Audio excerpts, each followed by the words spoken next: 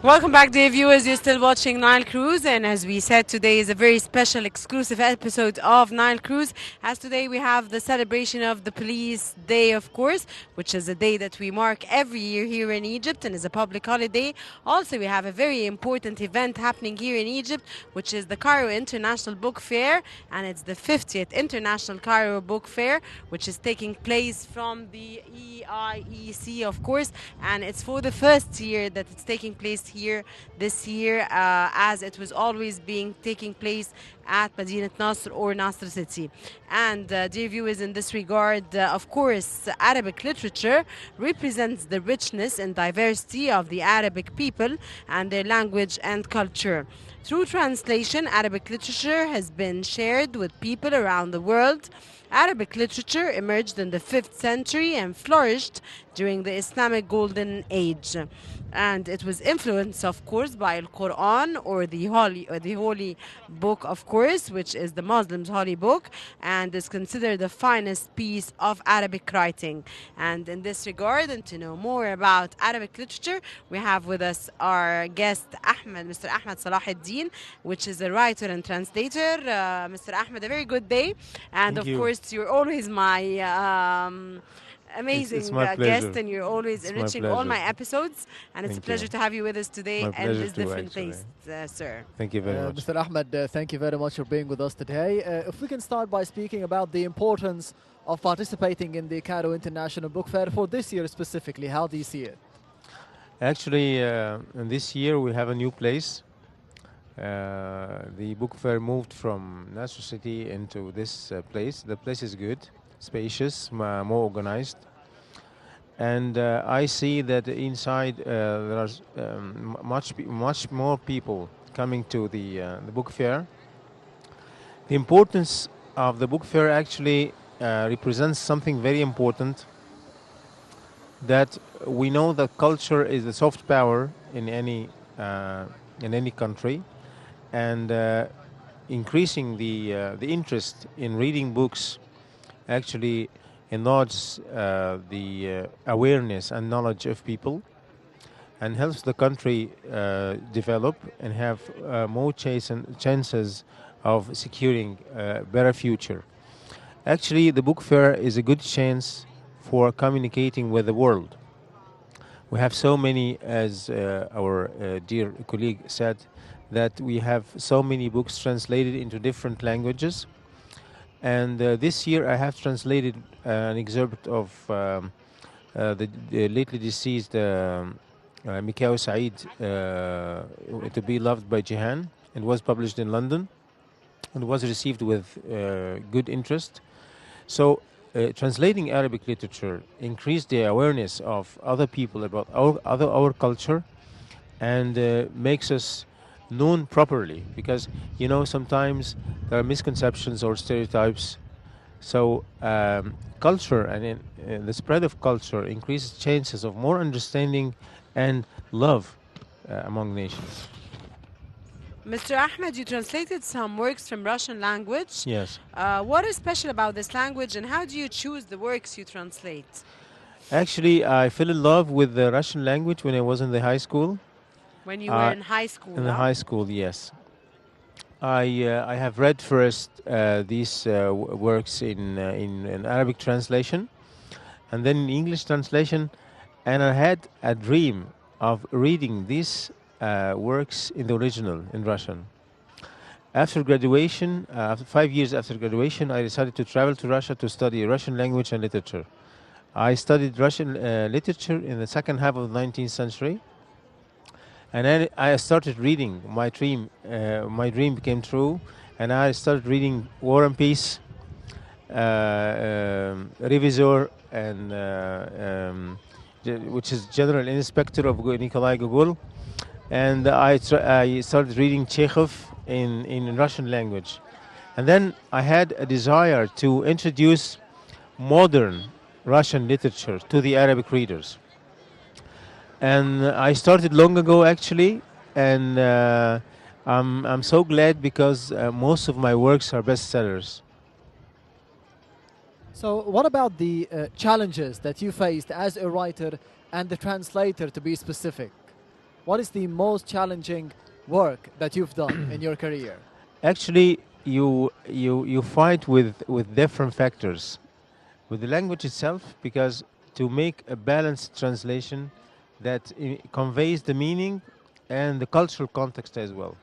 So, with every line, you have a challenge to make the right translation to convey the meaning and keep the Russian soul, the Russian spirit of the text, and convey it in a good Arabic that can be understood with different people and should be beautiful as well and interesting. So it's a continuous challenge with every single word, and you know there are some things that are culture specific, and if you're not immersed in this culture, you could not decodify these words because it's very difficult.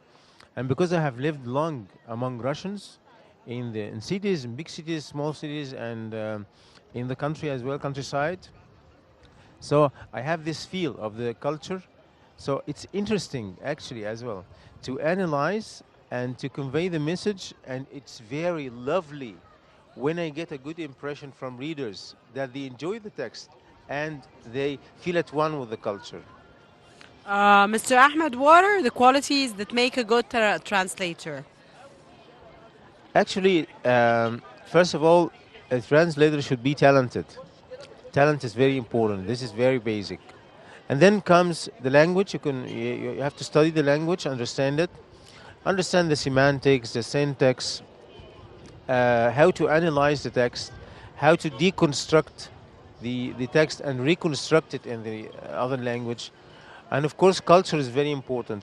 He has to be added, reading about many subjects, because in literature you could locate information from any field. So you should be added enough to understand and to convey it in the right or the proper meaning to the writer. A translator should be perseverant, should work hard, and endure the, I could not say the suffering, but endure the hard work needed to produce a good text. And he should never be satisfied with the first version of the translation. He has to do it and redo it and redo it in order to streamline the text and fine-tune it to make it feel as if it was written in Arabic. Mr. Ahmed, you spoke about the spirit of the work or the book. And you said you need a lot of culture to be immersed in the culture of Russia or England or the United States to be able to be living the characters and translating how they feel and what they mean in every word that they say during the novel or the book itself. How much time and how much experience did you need to be understanding the Russian culture, the English culture, the American culture, to be translating easier every time? Mm-hmm. First of all, it starts with the talent and the innate will towards doing this, because I started when I was a child. I had a terrific interest towards studying new words in different languages. I had French words, Italian words, Spanish words, English words, and I didn't study the language yet. But it was an innate tendency.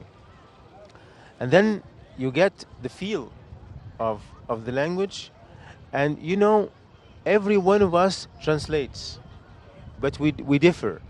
Because when you are a child, you get the words, you listen to the words, and then you get a picture in your mind about this word. You translate the word listen to, and then the voice to the picture. And then you see the word maybe in drawing, and then you write it. So you translate the sound into picture, Yes. and then into words.